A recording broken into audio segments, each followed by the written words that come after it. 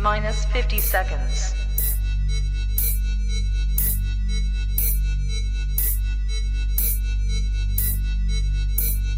T-minus 40 seconds.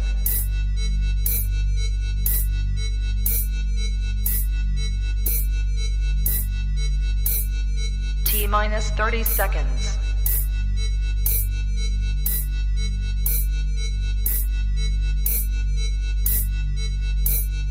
T-minus 20 seconds.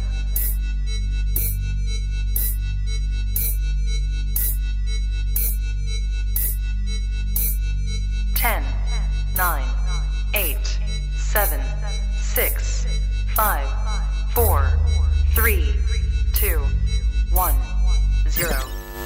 Own it, own it, own it, Kong. I own it. It did. Women's Wrestling Talk, the #1 women's wrestling show on the planet.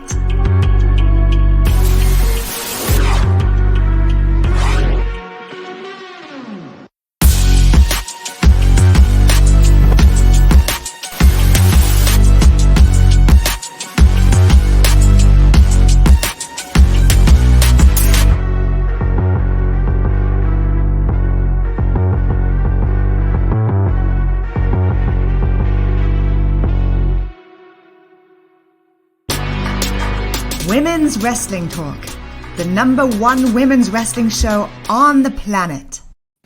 Hello, everybody. Welcome to Women's Wrestling Talk, the #1 women's wrestling show on the planet. My name is Ella J, host of a Wrestling Gal podcast and here on Women's Wrestling Talk.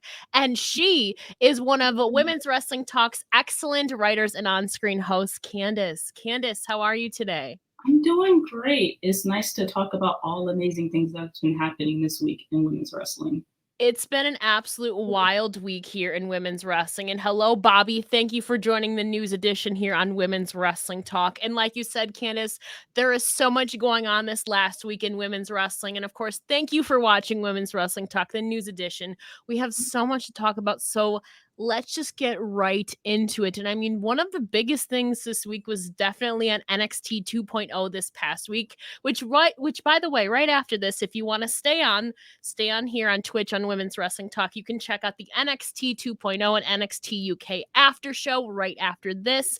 And of course, we'll be talking about some of the events that unfolded on NXT 2.0 this week right here, including now the finals are set for the inaugural NXT Women's Breakout Tournament. Of course, there was a few last-minute changes made to this bracket in the form of Tiffany Stratton. So the finals of the inaugural 2022 NXT Women's Breakout Tournament have officially been made this past week on NXT 2.0 with a last-minute change to the left side of the bracket. Originally, Nikita Lyons was poised really to face Fallon Henley, but of course she was revealed to be sidelined now with a partially torn MCL injury, and so she was forced to relinquish her spot in the tournament and was replaced by Tiffany Stratton. Now originally Fallon Henley thought that she just got a bye in the tournament, but nothing ever goes that easy in the land of WWE, and so Tiffany Stratton, the buff Barbie doll, stepped up to challenge her in Lyons's place. And of course,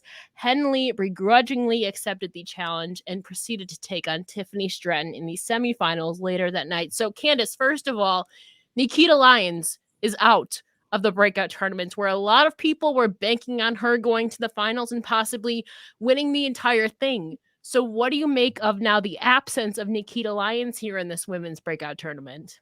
You're absolutely right in that. I think that people kind of felt with the push that she had gotten in leading up to this tournament that it was like almost set for her to win the tournament.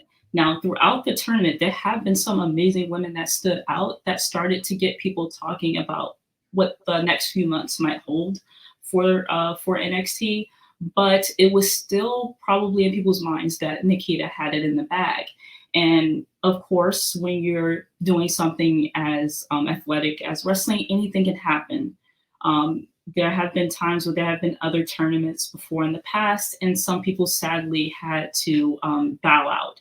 And that's the case for Nikita now. I think that obviously there's some other great choices now that can possibly get that win. I think that Nikita was on a roll. I think she was kind of finding herself during the tournament. So hopefully she can come back strong. But it was surprising to see that now she's out of the tournament. But I think a lot of women are going to step up, and now they're going to feel like they have more of a shot. And I know who I'm rooting for. But it did come as a shock that Nikita's not going to be a part of the tournament anymore.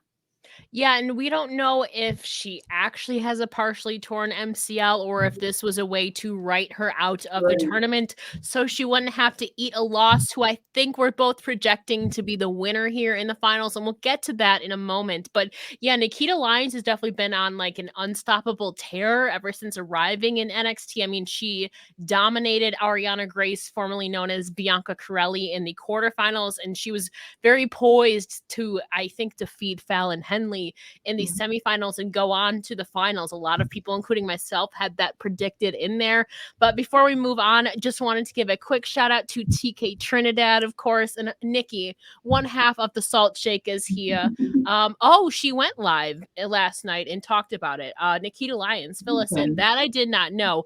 I did know that she just confirmed that she had a partially torn MCL, so I hope she's doing okay.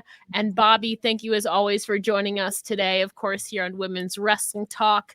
I mean, this tournament starting out, I feel like the finals were very obvious, but I also think, though, that this is a way to kind of make it a little bit more unpredictable with Tiffany Stratton, I think, stepping in at the last moment, just so to prevent a bye from Fallon Henley. I will say Fallon Henley has had a pretty good run so far in NXT. I mean, she was there a little bit before the class that she joined in March 2022 earlier this year. But I think Tiffany stepping up, I think, is kind of on a similar wavelength to Nikita Lyons, obviously in their look and them being very buff and I think over with a lot of the crowd. They've both been definitely improving, but obviously in the end of the match, I mean, we'll get into that. I mean, the closing moments of this matchup between Tiffany Stratton she landed a really impressive corkscrew splash in the corner to gain the pinfall against Henley to advance. And also Tiffany had some really cool acrobatics in there and a lot of cool athletic moves. Oh, honestly. Yeah. I was going to say that corkscrew really stood out to me. It was one of the few first times I've actually seen Tiffany perform. And I love how she made sure that before she even knew she had opportunity to fight Fallon, she was getting into her head a bit in the back. And I think that worked on making her feel comfortable enough to have that match that obviously took away her opportunity to go forward in the finals. So I thought that was very brilliant of her to get into Tiffany to get into her opponent's mind, and then also have the athletic ability to pull off whatever it is that she's spewing, to her opponent. So I think she's going to be a really strong competitor in the finals. I do agree that though she is a strong competitor, she's still very new. So that kind of goes into my thoughts of who should win the tournament. But I think that, and I've seen this for the past few weeks, a lot of people have been getting behind this tournament, and they're really starting to like the fresh talent that they're seeing come into NXT. So it's kind of setting up this new crop. And I think that this Breakout tournament has done a great job of that. I must admit too, this is probably my only second time seeing Tiffany Stratton wrestle. I definitely agree with Bobby. She has a lot of potential, and I've been seeing a lot of respect on social media, people saying that she's improved a lot. And I've definitely seen that compared to the first time I saw her wrestle to now this past Tuesday. I think she should have been in the tournament in the first place, but obviously this was very limited to 8 women. I honestly think they could have done 16 even, or done something, or maybe even 12. But yeah, Tiffany Stratton pulling out the victory here to advance to the finals. Before we move on to definitely Nikki, Tiffany was really impressive.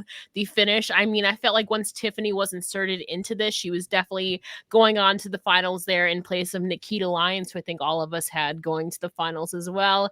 And thank you so much, JD Smith, digital artist. Thank you so much for joining us here on Women's Wrestling Talk. But We move on to the right side of the bracket, where Tiffany Stratton has already punched her tickets to the finals. We have to talk about the other side of the bracket, too, where the bubbly Roxanne Perez took on the fierce Lash Legend in the second semifinals matchup of the evening. In the end, Perez surprised Legend with the code red, or code rocks, as they call it now, to pull off the pinfall victory. Therefore, Roxanne Perez, aka Roxy, your former Ring of Honor Women's World Champion, now advances also to the finals of the Women's Breakout Tournament. And I know you have a lot of thoughts on this matchup, and of course now Roxanne advancing to the finals, Candace. Yeah, I will say I loved how they have been taking care of kind of hinting toward what Roxanne has done outside of NXT. So when she came there, it didn't seem like she had to like start all over again, which we have seen with other talent. It seemed like they kind of wanted to play on the success that she had in Ring of Honor, how she became champ, and kind of making it clear, like, look, you're going to see that build for her here. Like, she's definitely starting out here, but you know what she can do already. So let's kind of build on it. Let's build on the fact that in her debut match, she had people cheering for her already. So I think that it's good that she is progressing in this tournament and then making it clear she's a strong opponent to go further into the finals. And I'm not going to lie, that's my choice for the finals.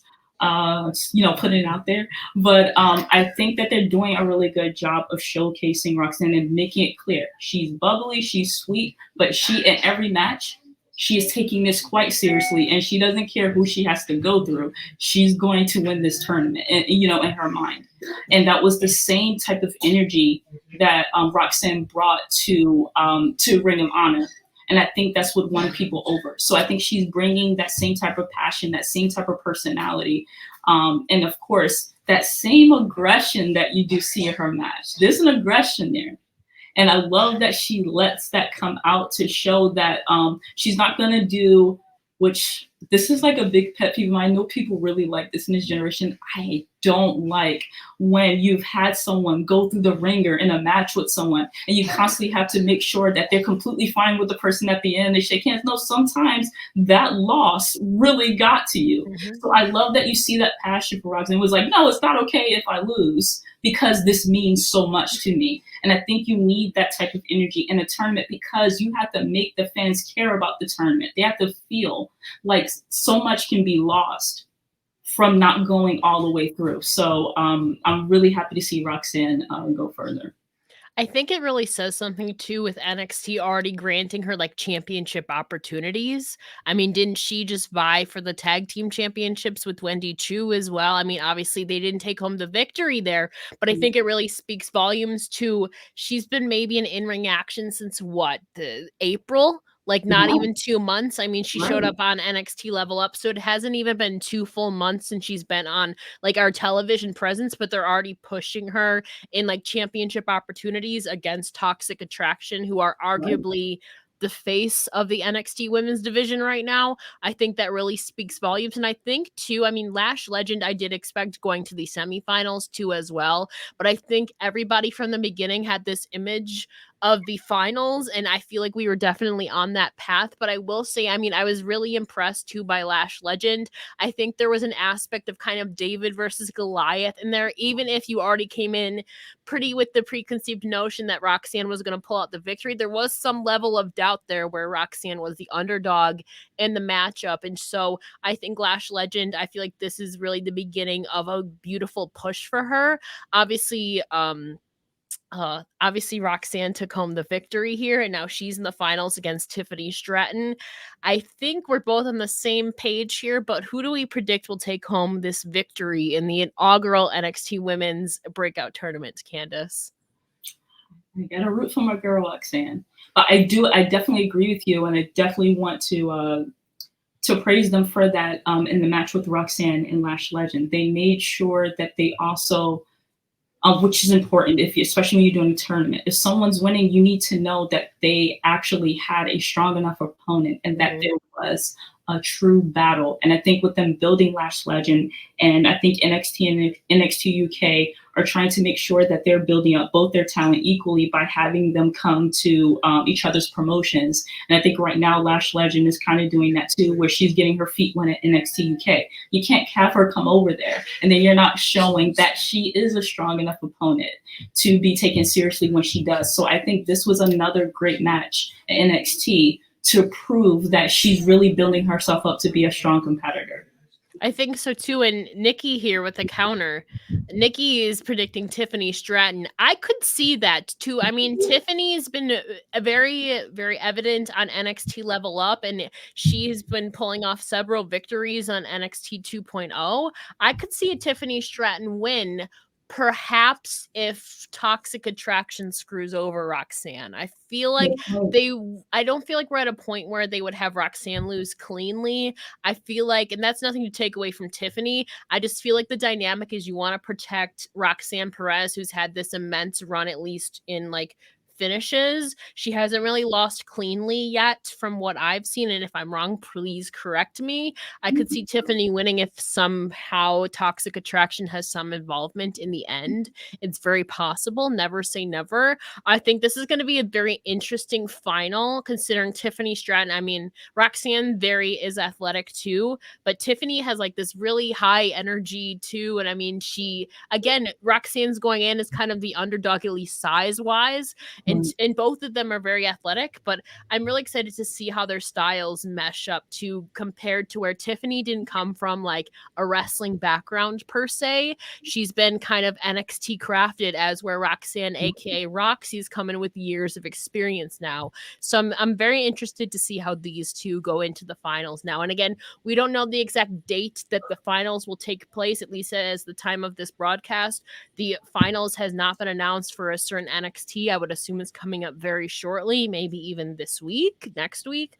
But as of right now, we don't know when exactly these finals will take place. Nikki chiming in here too. I see Roxanne going to the main roster. I do too, but do we think this soon, Nikki? That's the question. I think that you see it in her future, of course, because even the way they're packaging her. So I definitely think that that's in the cards, but I think especially because I think they need to kind of balance out NXT, where you have people that are coming in that don't have that wrestling background, but then you have more wrestlers like Roxanne that can kind of be the ring general for a lot of the matches and help to make them look good when they're in the ring. So I think that is important that they kind of balance it up and not have everyone go up, because clearly they're ready, but they may need to still be able to make sure that the rest of the roster is ready to handle the matches that they may already know to navigate. I will say, though, I could see somebody being pushed prematurely or at an accelerated rate, considering the SmackDown women's division is like floundering right now numbers wise.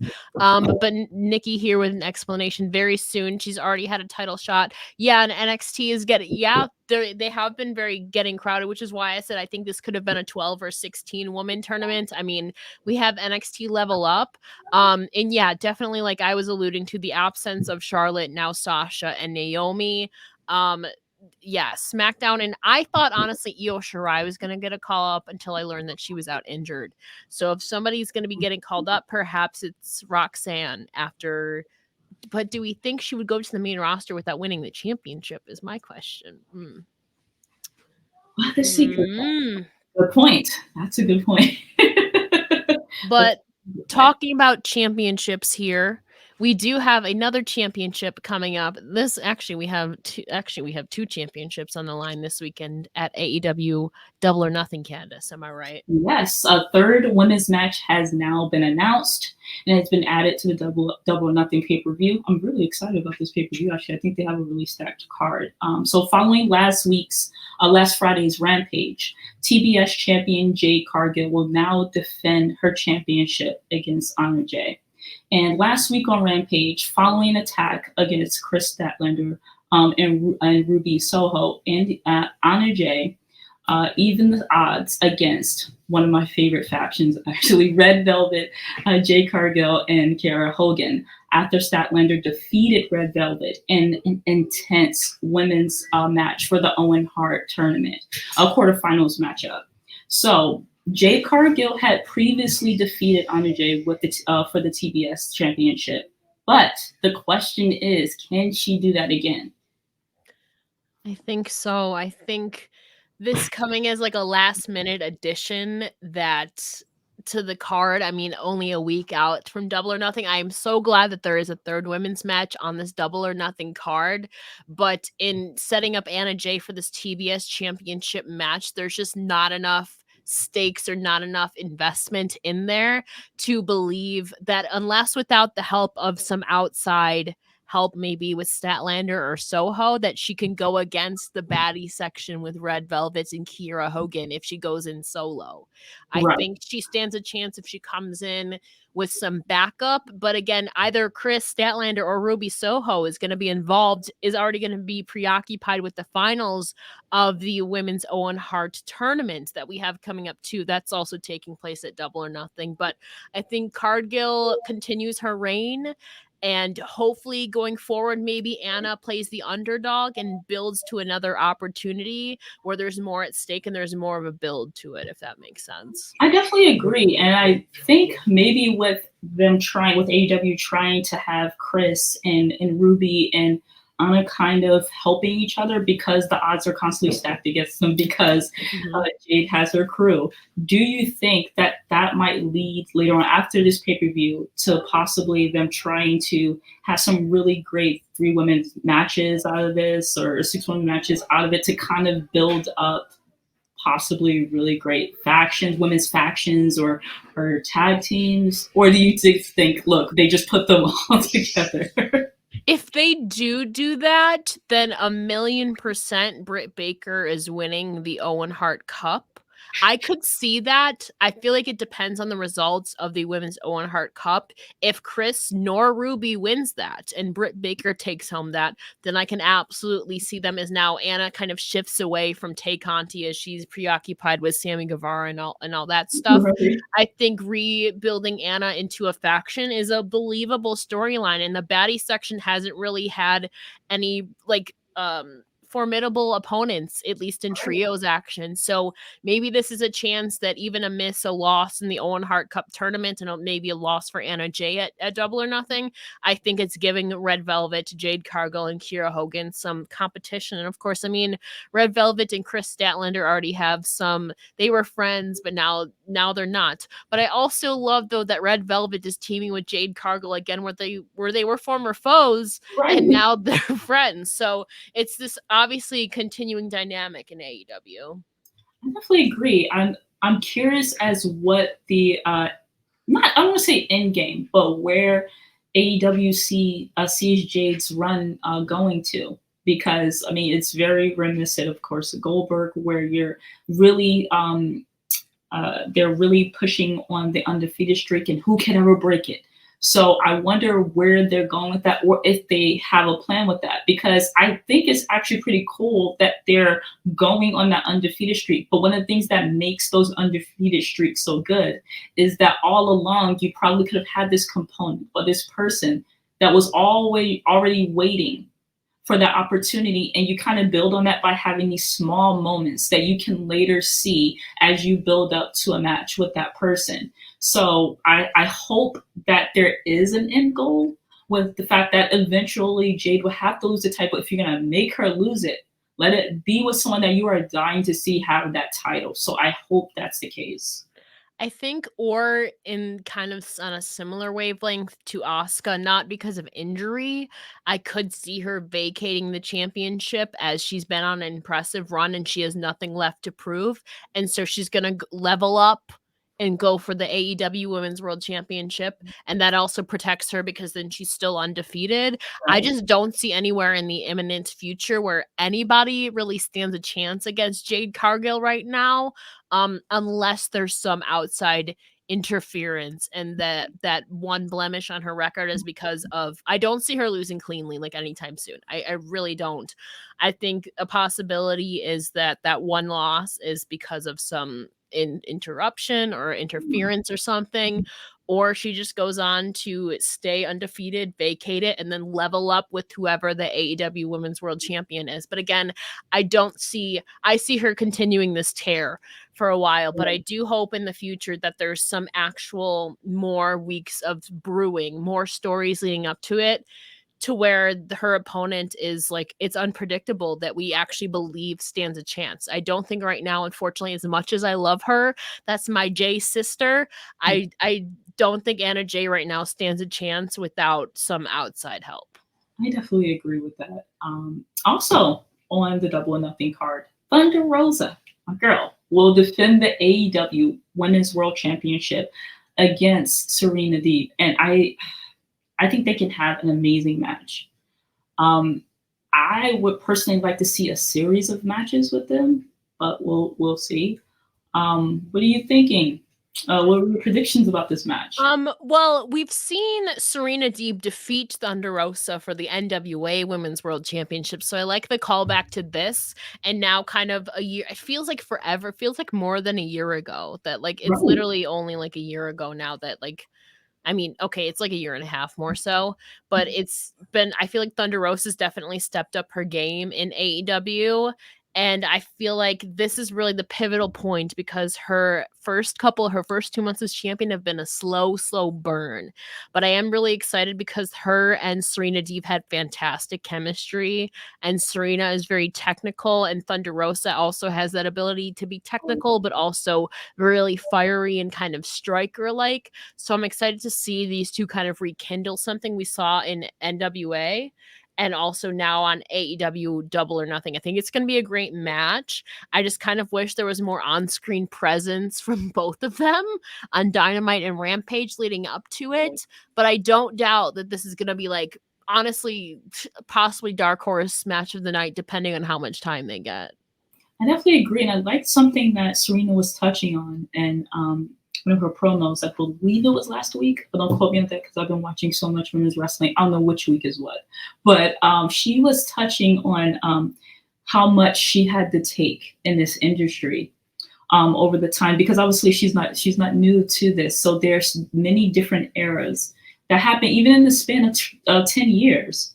A lot of different things have changed for women in the business, and she has gone through a lot. So I think that feeling that she sees with a lot of male wrestlers she may want, which is the fact that she has done so much. She is absolutely, a lot of people like using this word a lot, but I think that she's a ring general. You put her against anyone, she's going to make them look like $1 million. And I think that she feels that there's always this lack of respect when it comes to her in those kinds of conversations, as you have seen. And it definitely is warranted with Thunder Rosa. You've seen those conversations recently when it comes to Thunder Rosa, but Serena has been left out many times from that. And it may be because many times she does have more of like a worker's personality, where she can have 5-star matches without even trying, but sometimes people may not feel that she's a star, that you see with some people where they just have like that it quality. And I think many times that may make her feel left out from those conversations about who's the best, like who can really bring those 5-star matches. So I like that she's bringing that in as a reason why there's this bitterness there, and why she feels like she absolutely needs to win this match. So though they have not had as much time on screen to really build it up, I think even with Serena bringing that up, that gives a lot of motivation and understanding as to why she is hell-bent on winning this match. I think Serena has had a very, I would say, very successful last 6 months of her career. I mean, starting feuding with Hikaru Shida, we saw a few months ago, and then going on with these kind of like rookie challenges or open challenges or beat the clock challenges, where she would have somebody step up to go against her and she would absolutely dominate.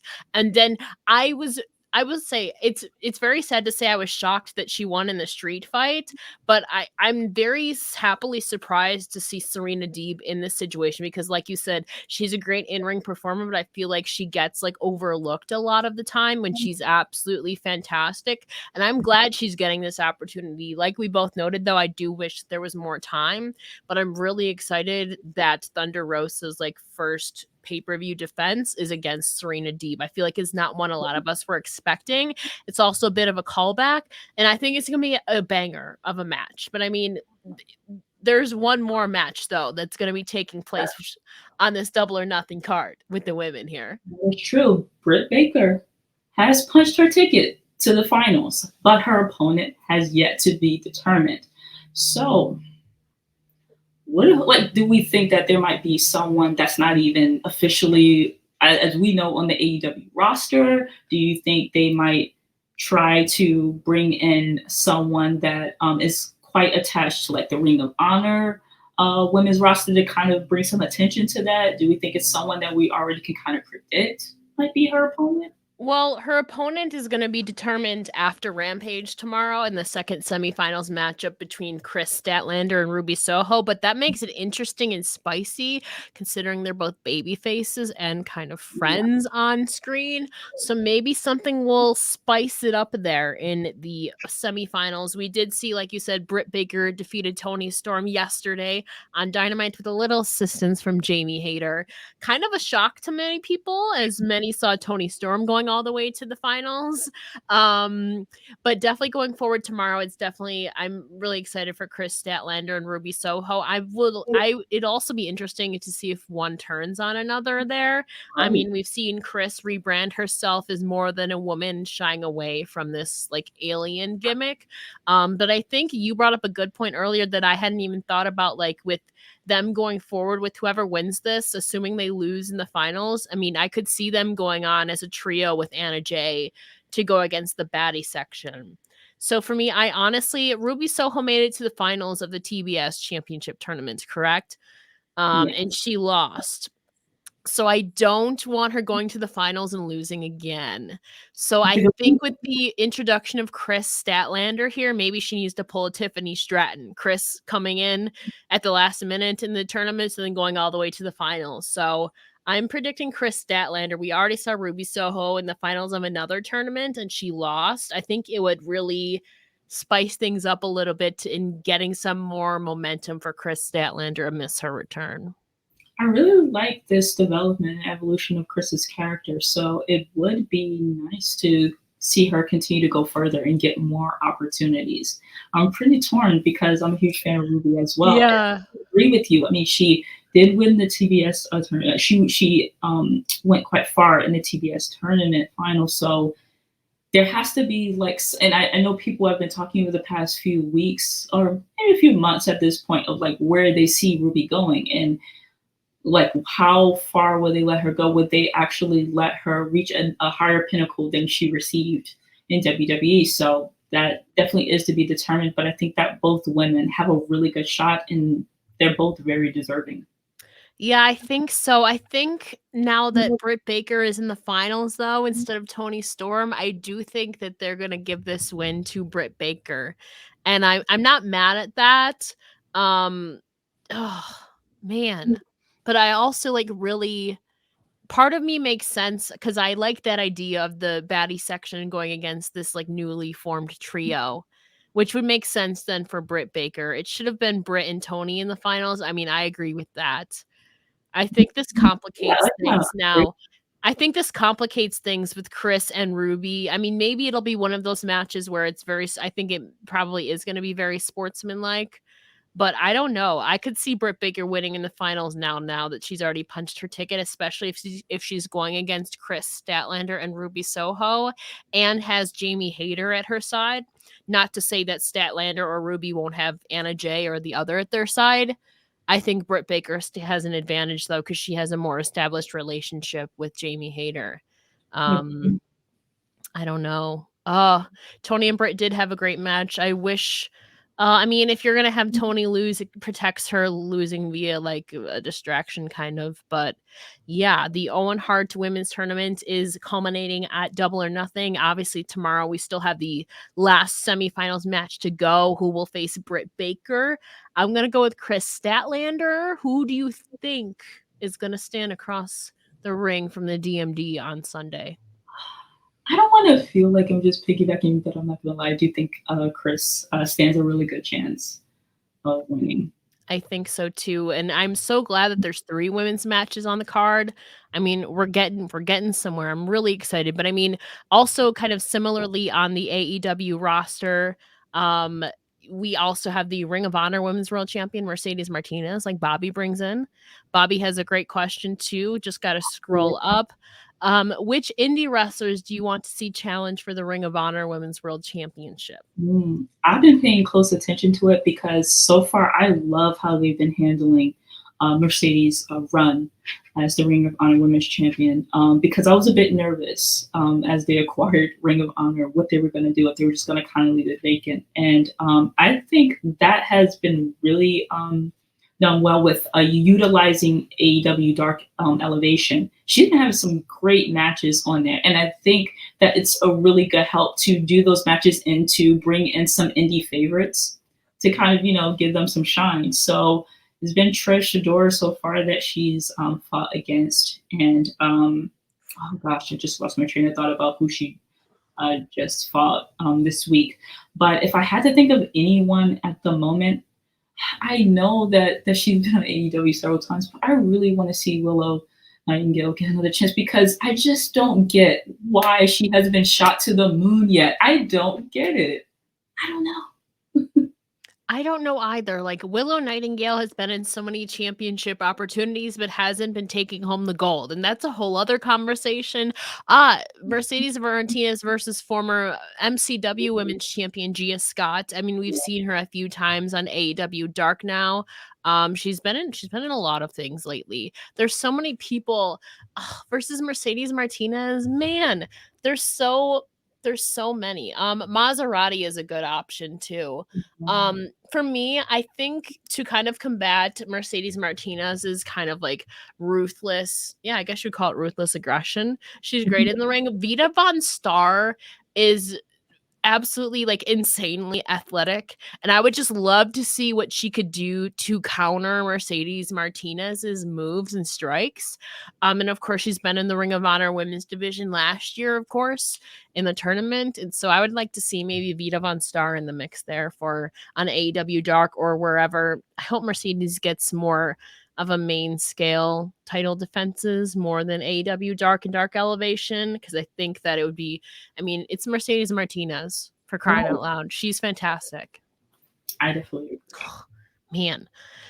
But moving on, of course, we have to talk about now about Impact Wrestling, or somebody who just made their return to Impact Wrestling.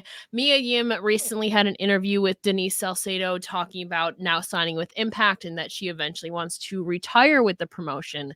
I mean, Mia Yim now has finally returned back to in-ring action. She first wrestled at WrestleMania weekend last month at WrestleCon, facing Athena, aka Ember Moon, and then before returning at Impact Wrestling at Under Siege following Taya Valkyrie's successful AAA Reina de Reinas championship title defense against Deonna Purrazzo. And of course, I mean, Mia Yim now, I'm glad that she's back as Mia Yim too. I mean, she was formerly in Impact as Jade, but I mean, people know her as Mia Yim now, like her actual authentic self.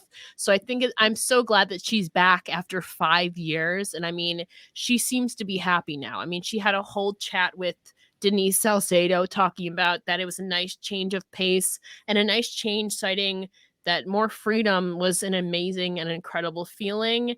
And I mean, to quote Mia Yim, she basically was explaining the changes between the first time she left to now. And she said, not that we weren't free before, but the minute I signed my contract, I got a text, hey, what do you want to do for your character? What do you want to do for your Tron, like Titantron? I'm like, these are just suggestions. You don't have to go for it. But I've been sitting on these ideas for the past 2 years. So I tossed it to them and they were like, great, we'll set everything up. This is so cool. It was different. And I mean, you're used to pitching ideas, but then nothing ever happens. This is an idea I pitched, but nothing happened. In my mind, I was like, the fact that they straight up asked me what I want to do says a lot. And the fact that they went about it and did it, I want to retire at Impact. Worth noting, she doesn't mean anywhere in the near future, but Right. just looking for it. And to continue on, she said, this is where I want to stay forever at this point. It was definitely a different feeling, but I felt like I was being heard and listened to, and they took my ideas and even little tweaks. They would ask, how do you feel about this? You're really asking me? It's nice to feel I'm respected as a human. Mia Yim, you're an absolute gem. She's an amazing human. And yeah, oh, Nikki, I'm literally so jealous. You were at Under Siege and got to see that entrance of the HBIC. I mean, I loved her theme in NXT, but this one in Impact 2 is a banger, I must admit. Oh my gosh.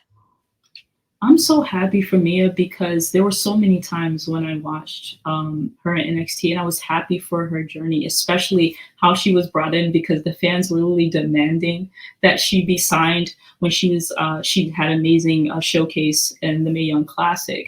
And I feel that in the beginning she was on a good roll in NXT, but then it just started to seem like there wasn't really much of a sense of direction. And of course, we know that NXT started to change. So then she really wasn't part of that equation. And even on the main roster, there wasn't much thought into her character as well. And it seemed many times maybe, her idea of where she saw herself at that stage was even getting diminished when she was in WWE. I think it works for some people being under that promotion, and some people it may not because of how much they want to put into their characters. And that may not work for some in charge, but you can see, and I was hoping, that she would go back to Impact, but you can see this joy that she has and how she uses her platform with her YouTube channel to talk about her experiences and how she feels now with feeling like there's an openness to what she can do. And I loved her run in Impact. To be honest, even though I was very happy to see what she did in the Mae Young Classic, at that time when she was in Impact, I was kind of hoping she wouldn't leave because I felt like there was so much opportunity. You could see that the company was really invested in her from the opportunities that she got, that it was kind of hard to see her leave then. But just like I believe Talia Valkyrie had said in a recent interview, you have to kind of see for yourself. You have to see how you can play in those waters to really feel even if you feel comfortable in a certain promotion, to see how you can test yourself, to see if you can make it through in another promotion that you may have thought about since you were a kid, and see if it's for you. And if it's not, no hard feelings, but now you know what, this feels like more of my home. I feel much more comfortable here. And for Mia to come at another great time where they're bringing in Queen of the Mountain, I think it's perfect timing and is really going to continue to make her feel like she's making the right choice. So kudos to her and to Impact to continuing to make a lot of female wrestlers feel like they have a home there. I remember Kiera Hogan even bringing this up, that she's never felt more at home than she did in Impact. And I think they just create a family environment, and then also let the wrestlers feel like they can truly develop and evolve their characters to levels that they may not feel possible in other promotions. I think too, I mean, it's testament to what you were saying too about Mia Yim, like using her platform and all of that. I mean, in the interview too, she said, like, I want to continue to help the younger generations come up and teach them how it goes. I just want to help the younger generation and be an inspiration to others. And I think she has that. I mean, even outside of professional wrestling, like her own personal stories that she has shared about multiple times. And now she's coming into Impact Wrestling and already part of history. As Nikki alluded to here, we are like 2 weeks away from the first ever Knockouts Queen of the Mountain match at Impact Slammiversary coming up, where Tasha Steelz defends her Knockouts championship against Mia Yim, Chelsea Green, Deonna Purrazzo, and Jordynne Grace. This is going to be a hellfire, but I'm here for it. It's going to be a stacked card. So perfect timing for her to be back there. Oh, the salt shake is gonna be there. Hey, Santana. Hey, Nikki. That's gonna be. Oh, see. Okay. I mean, I wasn't gonna get into predictions for this, but Nikki, I agree with you. Candace might have something else, but honestly, this championship match is so hard to predict. Honestly, I mean, like, look who you have, and like look who you have. Who can you pick? I mean, it's so good. I'm just biasly, but I also love me. I love like all of them, but biasly, I'm going for Nikki's pick as well, Deanna. It's so weird, with Deanna with no gold at all. Like we haven't seen this in a long time. It's very weird. That's very true. But then her hunger is even stronger now. It is. Chelsea Green, I agree too, is the wild card. I mean, she's very unpredictable, especially with her character. But I mean, Tasha Steelz has been on a tear, and I mean, will Savannah Evans be there to back up Tasha? That's something that's a factor too. Oh, okay. We're already starting some beef with the Salt Shakers. I'm sorry to bring this up. Don't sleep now. We do. Bobby, thank you. I love Deonna Purrazzo. I think all around though, it's gonna be a great match. Obviously, like it's just a few weeks away at this point. It's like crazy that it's coming up. And Mia Yim now is signed to a 6-month contract with Impact, and that'll take her at least through Bound for Glory. But from what it sounds like, she said she wants to retire with Impact again. Not anytime soon. Just in general. Do we think she will extend that contract? I think so. Oh yeah, she's putting her foot in it. Like, yeah, I'm not leaving. Like, we can test this out, but I already know how I feel. Okay. There's a lot going on here, but the Salt Chick is starting some beef. Wait until tonight, Impact. That's true. We got the Impact post show tonight too as well. And right after this, don't go anywhere because we also have the NXT 2.0 and NXT UK post shows coming up. And of course, don't forget to subscribe here on Twitch as well on Women's Wrestling Talk and follow the page and all that fun stuff. But to kind of shift gears a little bit, this happened about a week ago, but it's still very relevant. And we could spend forever talking about this. We really could.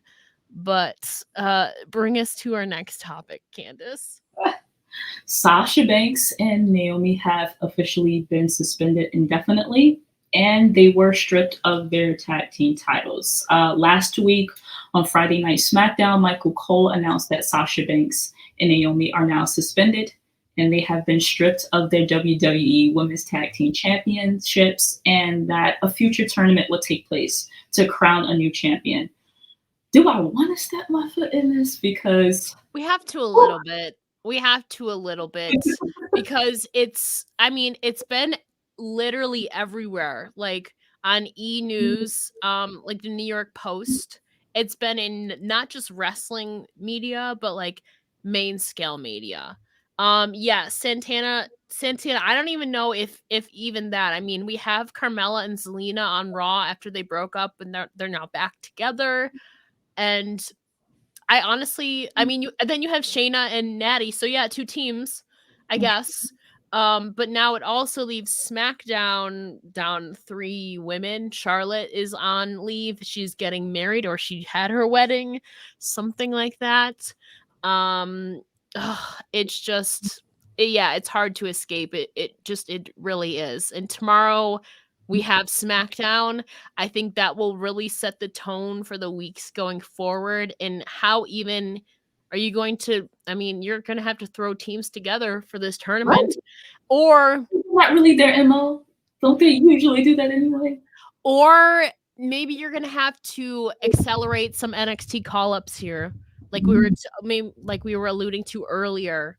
But again, you'd just be throwing teams together at this point. Roxanne and Wendy, possible if Roxanne loses in the finals and Tiffany Stratton wins, maybe that gives her a reason to get pushed up to the main roster while Tiffany goes for the NXT championship. Possible. I think either you're going to start throwing teams together. SmackDown already doesn't have a lot of people as is right now in the women's division. So you're going to have to bring people over from Raw, or you're going to also have to bring people up from NXT. It's just opportunity to have some, put together tag teams shine and really step up. So it could be a blessing in disguise. I mean, I don't know how we feel, but if saying that when it happens, it does bring the opportunity to have some people really shine and possibly really start to organically build up a women's tag team division.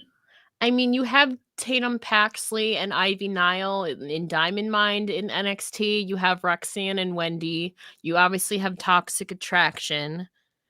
Am I missing any other? Io Shirai is out, so her and Alba can't even. I'm so sad Io got injured because I thought for sure she would be pushed to the top. Right. Obviously, Dakota and Raquel. Dakota's released. Kaden and Kate. That's it. I knew I was missing one. Kaden Carter and now Kate Katana Chance, that is a tag team. That is very possible. They've been very overlooked in NXT. And I mean, maybe now's the time for a main roster call up for them. I don't know who else would be involved in this, you know? Right. I mean, it does bring an opportunity for others, but it's a little shaky. I mean, I don't want to say a little shaky. That would be putting too little on this, but it is pretty shaky right now. Of course, this was something that no one was expecting. So now they have to work with, they got.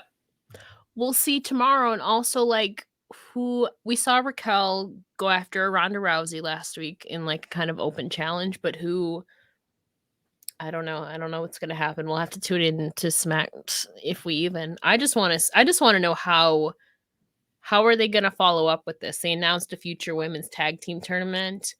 Everybody, I mean, they've also kind of pushed Nikki, ASH, and Dewdrop a little bit as a tag team. I don't know. They're just gonna start throwing people together. Aaliyah and Raquel, possible at this point.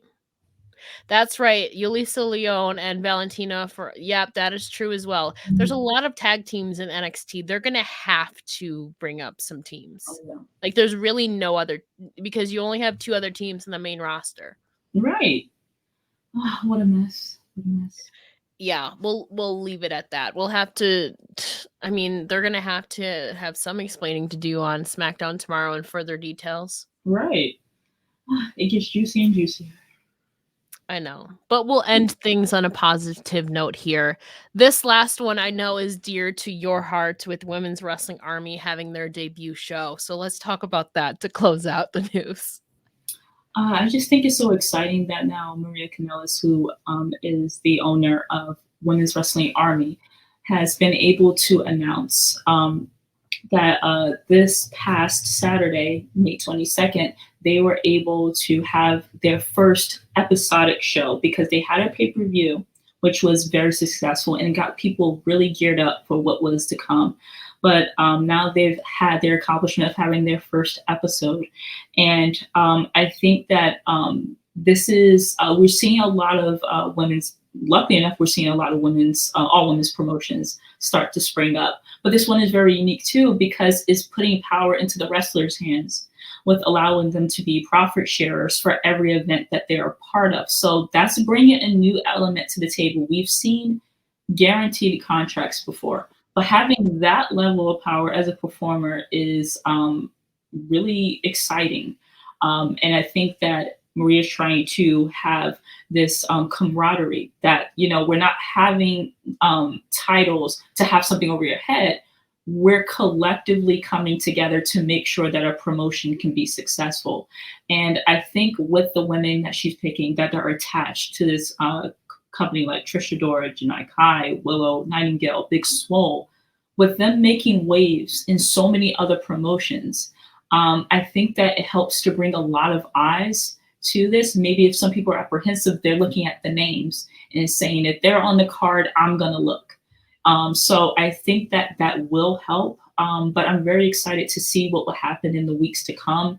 I see that they're starting to climb with having more subscribers. That's how you can watch it. If you go onto womenswrestlingarmy.com, you can watch the episodes. You can get some really great behind the scenes content. I believe maybe even a few weeks ago, Maria was really talking about being able to have some extra content to see what the women go through with these shows because of the success of the Ring of Honor women's documentary that came out just a few months ago. So I like that she's building off and listening to what the fans liked about her contributions in the Ring of Honor and then putting that into Women's Wrestling Army. So I'm just really excited to see what can come from this promotion. Yeah, I spoke with Maria last month, early this month about it too. She said that there was a lot of like documentaries planned and like behind the scenes stuff that it's exclusive to Brand Army. And I think it's really cool. This is really a unique promotion using Brand Army.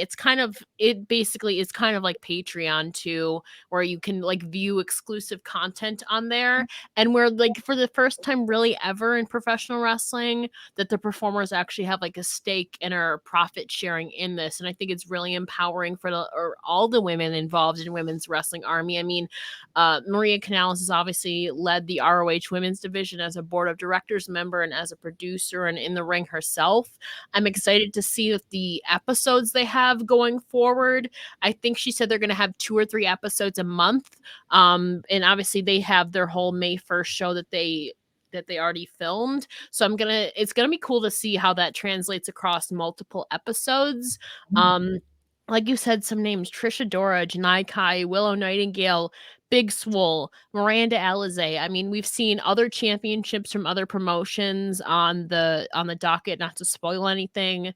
I mean, the CCW Network Championship. I work for Capital Championship Wrestling. Kayla Sparks defended against Maserati, who we've seen in Ring of Honor.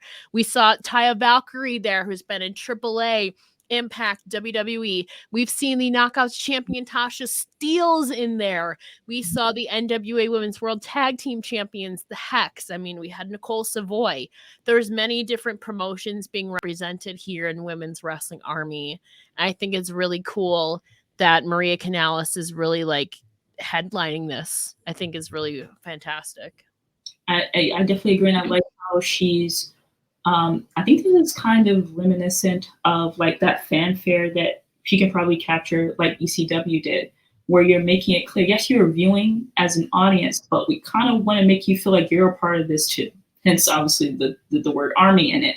You want to feel like you're starting this new. I know this word keeps getting used, like a revolution, where you're making it very interactive. You're making sure that the fans feel that they are a part of it. And most importantly, that they're seeing it grow. So there seems to be an attachment to it because they will have that connection of feeling like they're seeing the growth. And just like you mentioned, there's so much talent that are coming from promotions where people are already really glued into. So they would just feel like it's a continuation of following whoever that star is and just feeling like this is just another great place for me to be able to catch them on. So that really works for Maria with having, like, thinking about like how the next year would go with building up a fan base. So that was very smart on her part with clearly already having like these connections to these women and feeling like, look, you want to have also a continued stake in your development as a wrestler and your ability to be able to be in control of your career, then yes, continue to do what you're doing in these other promotions, but let's try to make something special here. And I think she's doing that. I think it's really cool too. When I spoke with her, she kind of had this idea of a tournament of champions to crown like the inaugural Women's Wrestling Army champion. Like we said, with a bunch of those champions, like a Tasha Steelz, like a Taya Valkyrie.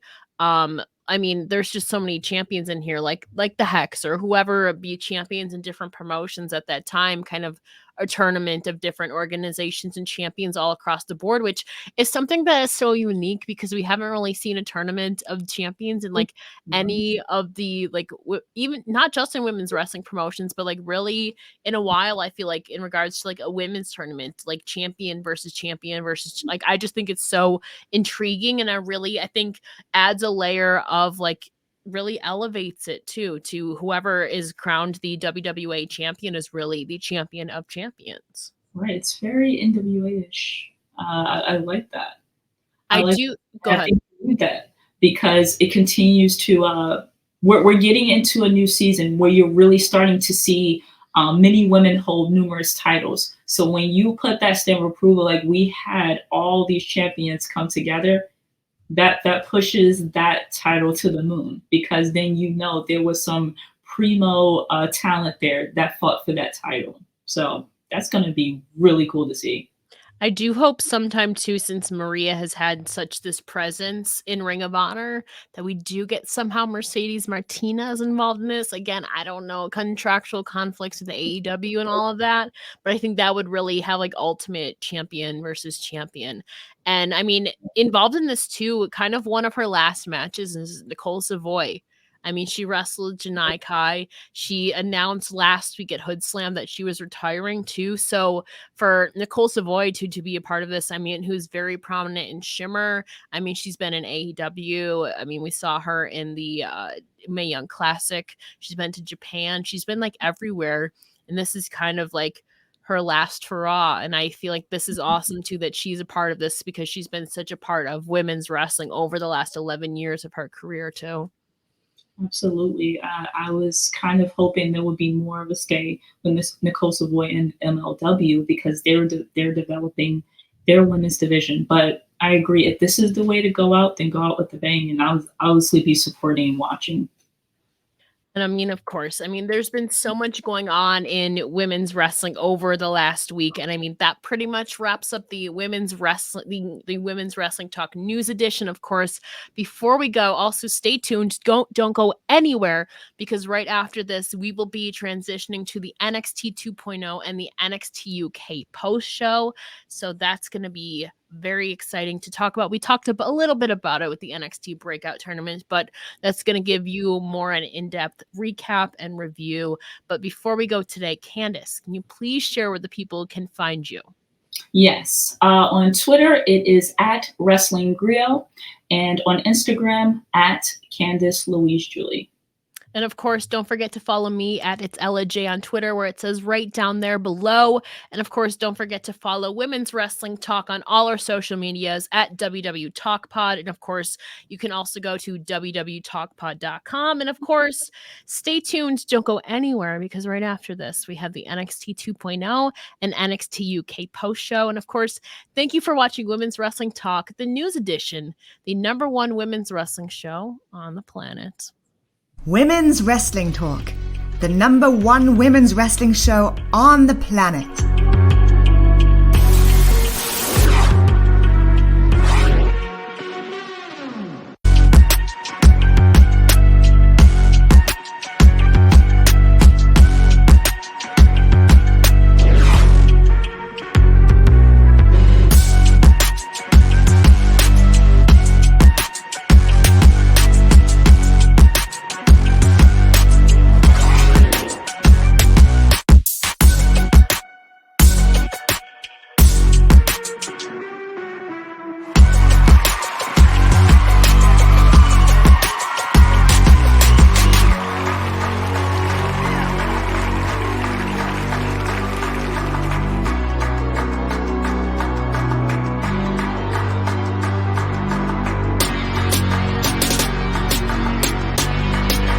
Women's Wrestling Talk, the #1 women's wrestling show on the planet.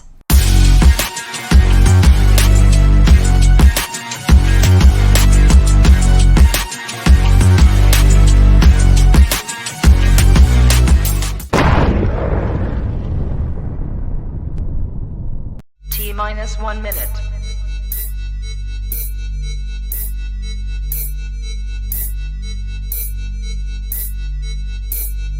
T-50 seconds.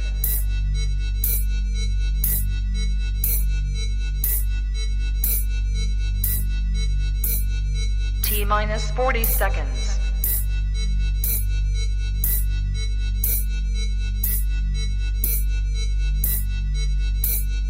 T-30 seconds.